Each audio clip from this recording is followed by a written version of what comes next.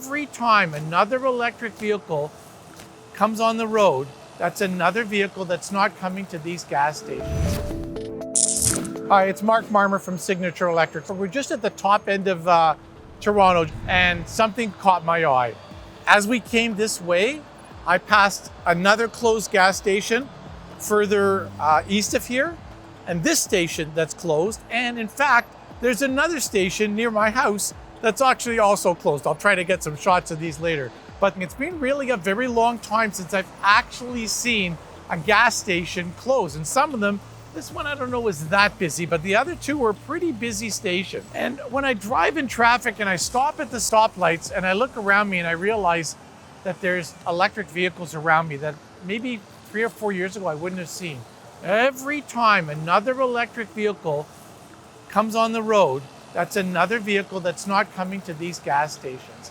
And at some point or other, I got to assume that this trickle, or maybe going to turn into a rush, the gas station owners must take a look at this, or the operators must take a look and do some analytics and say, maybe we have too many gas stations. I know it sounds like it might be a bit of a stretch, but I'm not sure that that's really the case. Sometimes these little things happen as a sort of a drip. And I think that's partly where we may be.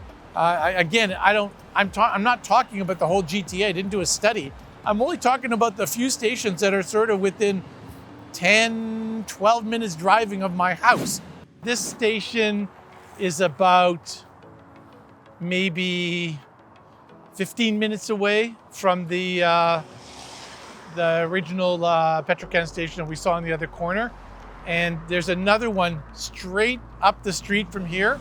I'm going to stop for a few minutes. It's completely gone. By the way, if you can, as we come around the corner, I'm going to show you this view. A while ago, I did a video about where are the chargers. And so we've got a plaza here on the other side, a big mall. The mall's got Tesla chargers, it has Flow chargers. And I stood in front of this sign when things were operating here and busy, and I talked about how it's hard to find the chargers. They're just across the street, but it's hard to find the chargers, and how easy it is to find stations because they're directly on the corners and you can't miss them. So that's I can't really stand there anymore. It's the fencing is in my way, but this sign back in behind me over here, I stood on that corner and we faced over this way. Moving from gasoline cars to EV charging needed to start somewhere over here. We're used to seeing these gas stations, and we've been doing this for almost 100 years. There's like 16,000 of these in Canada. And this is how we figure out where we're gonna go to get gasoline. So it wasn't a question about where to get gasoline. It was obvious. They're on every corner. I passed another one on the way up here, but the landscape has changed. For the most part, except for a few the Petro-Canada stations, we're not yet seeing electric vehicle charging in these locations. I'm not sure we ever will see it. This may not be an ideal location, but in the meantime, we made the transition. So yeah, I stood just back here on the grass in front of here, and I shot that video, and it wasn't really all that long ago. And if you look at the number of pumps that got torn out here, you know, 1, 2, 4, 6, 8. This was a pretty busy station.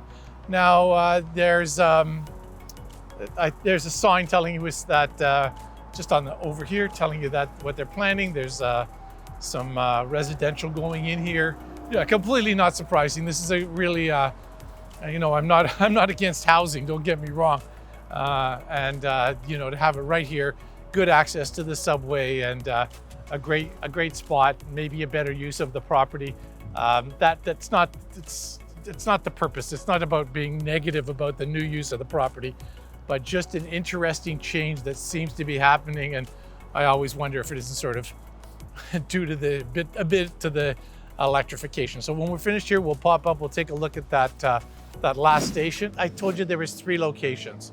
I want you to know that this is maybe 10 minutes east of one of the locations that we've been at, and 10 minutes north of the other one. Now, there's not a hint that there was a station here. You're gonna have to take my word for it. This is my my home area. So it was here.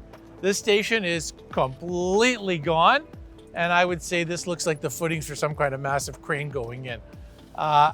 Again, in fairness, I'm not against development. I'm not against the better use of these sites. This plaza is really slated for some change anyways. So there's no problem with that.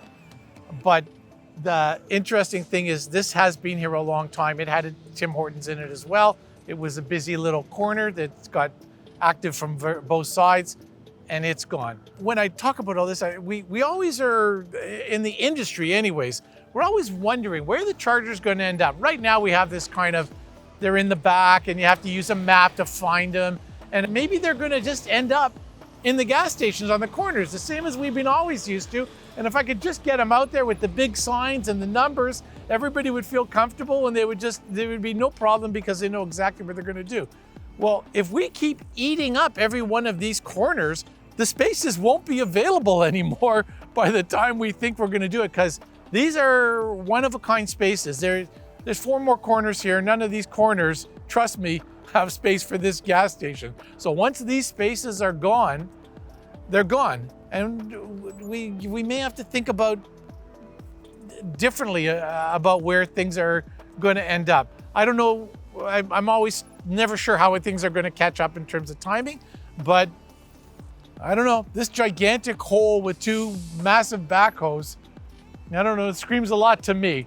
So hopefully this little mini tour of the non-gas stations is being something that has sparked some interest in you. Thank you very much for tuning in and listening. We've got more of this, signatureelectric.ca, lots of it there.